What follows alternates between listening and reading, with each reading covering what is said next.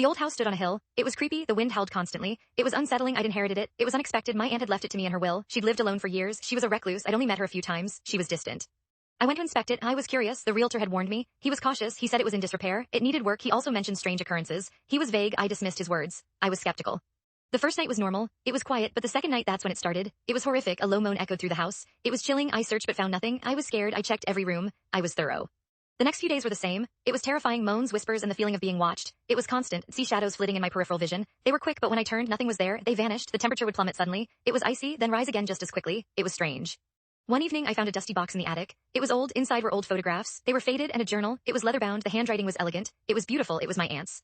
I began to read, it described her experiences. They were similar to mine, the unsettling sounds, the chilling presence, then something darker emerged. It was disturbing, she spoke of a presence. It was malevolent, an entity that fed on fear. It was relentless.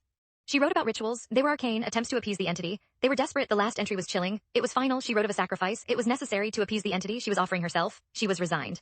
The journal ended abruptly. It was unfinished. The only other thing in the box was a small, ornate knife. It was sharp, I felt a cold dread wash over me. It was overwhelming, I knew then that the moans and whispers weren't just sounds. They were warnings, the entity was still there. It was waiting. I haven't been back to the house. I am afraid, I've never told anyone this. I am ashamed, the police wouldn't believe me. They would laugh, what I experienced, what my aunt experienced, it remains unsolved. It is terrifying.